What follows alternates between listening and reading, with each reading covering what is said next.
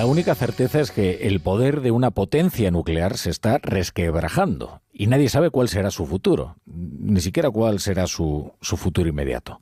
3 días desaparecido.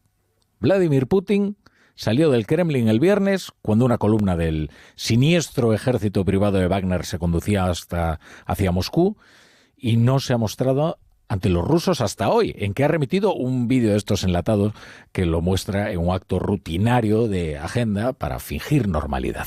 Porque ahora, en lo que consiste la comunicación del Kremlin, la propaganda del Kremlin, es en fingir normalidad, pero cualquier rastro de normalidad ha quedado abolida en cuanto los mercenarios que matan para Rusia en Ucrania se insubordinaron contra el gobierno que les había contratado, el de Putin. Lo que se sabe hasta ahora, a pesar de la opacidad tupida de este régimen, es que la oferta de inmunidad para Prigozhin, para el líder de los Wagner, era mentira. Al líder de esta empresa de mercenarios, que es Wagner, le habrían ofrecido para sofocar el motín la cabeza del ministro de Defensa y la retirada de la causa penal contra él. Ambos, ministro y causa, siguen en vigor. Prigozhin permanece desaparecido, pero sabemos que está vivo, porque ha remitido un audio en el que parece que quiere templar los ánimos. Сегодня я открыл пресс-службу и получил 1000 вопросов по поводу произошедших событий. Для того, чтобы не было кривотолков, хочу ответить... Ya muestra mucho menos ardor guerrero, lo que demostraría que su rebelión ha quedado sofocada. Dice, entre otras cosas, que con su marcha sobre Moscú no pretendía derrocar el régimen de Putin, sino protestar por las condiciones en las que sus hombres combaten en Ucrania. Vamos a volver a Moscú, donde se encuentra nuestro corresponsal Xavier Colás con la última hora. Buenas tardes, Colás. Buenas tardes. Prigozhin admite que su rebelión supuso un problema serio de seguridad en Rusia. Dice que se arrepiente de haber disparado contra la aviación rusa. Así causó en torno a 20 muertos, 20 soldados rusos que han fallecido por la insurrección de Prigozhin.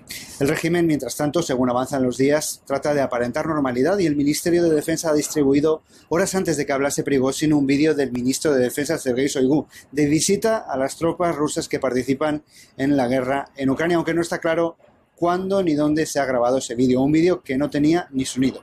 Todo esto para acallar los rumores sobre su destitución.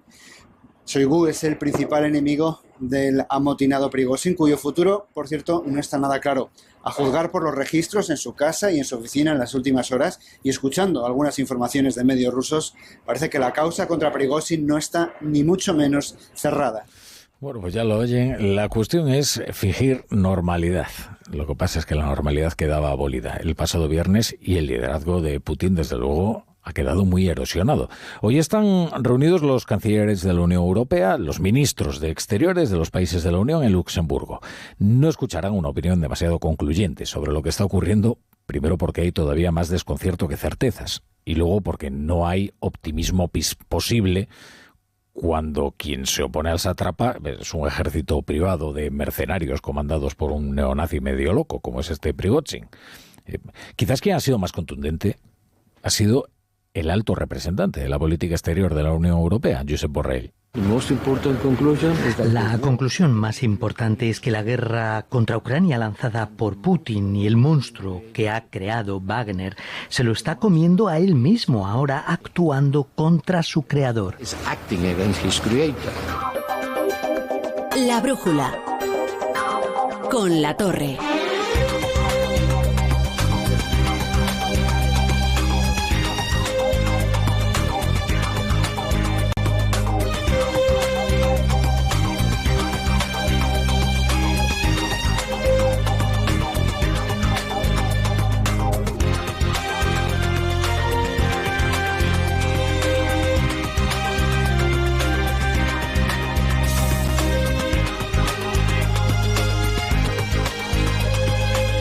Bienvenidos a La Brújula, si se incorporan a esta hora a la sintonía de Onda Cero. Hay una noticia de última hora, una trágica noticia de última hora que nos remite a Alcóllar, a Sevilla, donde habría fallecido un varón por un golpe de calor. Varón además joven, de 47 años, con patologías previas, según confirman fuentes de la Consejería de Salud y Consumo. Esto es un despacho de Europa Press. El trabajador ha fallecido este domingo por un golpe de calor y los motivos están relacionados con su labor en el campo, es decir, que estaba trabajando en el campo a unas temperaturas los que la vida se hace casi insoportable y el trabajo, desde luego, se hace muy poco recomendable. 44 grados en toda la campiña de Sevilla, así que, en fin, ha fallecido en esta primera, en este Ecuador de la primera hora de calor. Extremen ustedes las precauciones, ya ven ustedes que el calor tiene consecuencias, el calor extremo. Y sobre todo aquellas personas que, como este varón de 47 años con patologías previas, pues presenta alguna vulnerabilidad. Bueno, en cuanto a la política española, vamos a la política española. Estamos ya nada, si se les va a hacer eterno. Queda menos de un mes para que los españoles decidan quién será el próximo presidente del gobierno. Lo que pasa es que con todo el tiempo que llevamos de pre-campaña, cualquiera diría ahora, joder, un mes más. Pues sí, un mes más. Y Pedro Sánchez continúa con su incansable tour, en el que va paseando su victimismo lastimero por todos los medios a los que ha ignorado durante toda la legislatura. Ahora sí, ahora se apresura a visitar todas las televisiones, todas las radios, sean críticas o no. Una tournée que empezaba aquí con una esperada entrevista con Carlos Alsina en Más de Uno y que va continuando de medio en medio. Es verdad que el interés ya va languideciendo, porque el interés que pueda tener un personaje, por más que sea presidente del gobierno, pues languidece a la tercera, cuarta o quinta entrevista. Bueno, es un espectáculo desde luego curioso el de ver a todo un presidente quejándose del trato que le dispensan los medios y la incomprensión que muestra la ciudadanía de sus políticas, y que luego se traduce en un voto de castigo que termina quitándole al Partido Socialista todo el poder territorial. Claro, cualquiera hubiera pensado que esto funciona al revés, que quien ha de fiscalizar al poder pues son los medios y los ciudadanos. Pero bueno, Pedro Sánchez considera que es víctima de todos excepto de sí mismo. Es evidente que si pierde las elecciones ya tiene un diagnóstico. Lo ha arrollado una ola reaccionaria levantada por la derecha político-mediática y económica, que se atreve a criticarle, hasta en los programas de entretenimiento, dice él, muy sorprendido. Es que en los programas de entretenimiento nunca se ha caricaturizado a los presidentes. Nunca hubo un guiñol de Aznar. Ni Wyoming hizo jamás chistes sobre Rajoy, nunca. No, es imposible que se acuerden ustedes. De verdad que la perspectiva de la víctima para la campaña electoral es algo fabuloso, ¿eh? Quizás lo que le esté ayudando en las encuestas, porque es verdad que las encuestas han reflejado una ligera subida del Partido Socialista y un desgaste del Partido Popular, no sea este papel del cervatillo herido, el todo inverosímil. Quizás lo que le está ayudando es el lío de las negociaciones del PP con Vox, con ese punto caótico. Además, en Extremadura, algo ha cambiado en Extremadura. En apenas un fin de semana frenético para María Guardiola. Quizás algo tenga que ver el que María Guardiola haya podido conversar con el resto de dirigentes autonómicos del PP y con la cúpula del partido en la toma de posesión de Ayuso.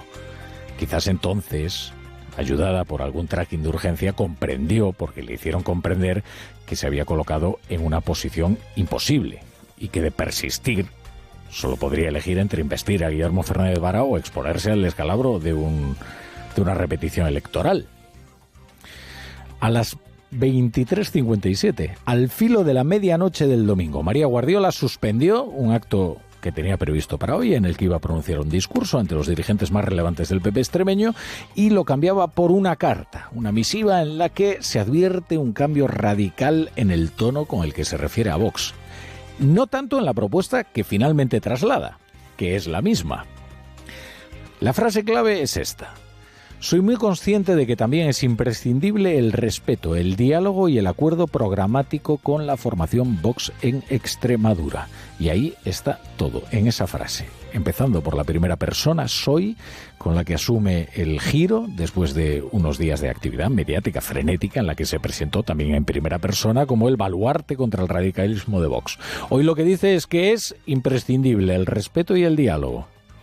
Ahora que, como les decía, la propuesta es la misma que al principio. Un acuerdo programático, es decir, pactar una serie de políticas y no una coalición que le proporciona a Vox unas consejerías. Eso es lo que dice la carta. Luego, si ha cambiado el tono, también puede que cambie la propuesta.